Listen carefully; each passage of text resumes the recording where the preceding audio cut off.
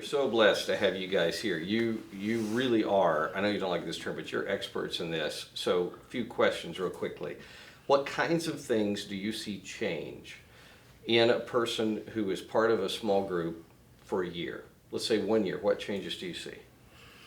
Well, for me, I see more involvement in general. So the person who's in a small group, they're of course growing themselves personally, but they're growing closer to those who are in the small group with them.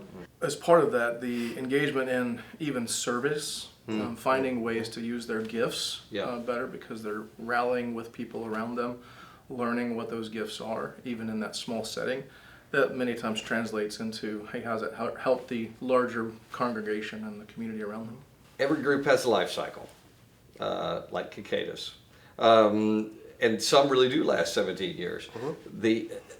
When a group closes, and that does happen, why is it that the people in it sometimes have a hard time reconnecting somewhere else? Mainly, relationships are difficult, and starting new ones, especially after you have had time to invest with other people and get to know them and learn to trust them, it's very difficult to start over. It's a key reason why we try to encourage groups to stay together. And sometimes, like an amoeba, split instead of completely dissolve. Right. Because like you said, there is a life cycle, but maybe there can be a new birth from that dissolution, which does happen. What are the most common excuses you guys hear, even from your own mouth, for not engaging in redeemed community?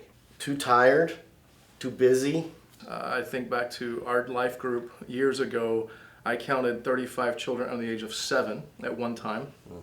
So it's hard. It's hard. There's work involved. That makes us not want to show up. You can think of every excuse under the sun why you can't go, but at the end of the day, you push yourself. Yeah. And once you're there, you're like, how could I have ever thought that I shouldn't come tonight or today or this morning? Because then it ends up just being a wonderful fellowship. Somebody is studying with us today, and they can see the merit of Christian fellowship, small group fellowship, but we talked about fighting through. What are some tricks of the trade to help somebody fight through? Because it is hard. And what I found, particularly in our culture, is that we have to make a commitment.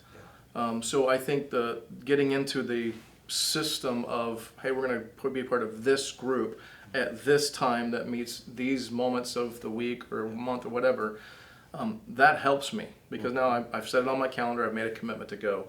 I think the commitment is the piece. I'm going to do this for this time period and keep my commitment, keep my word.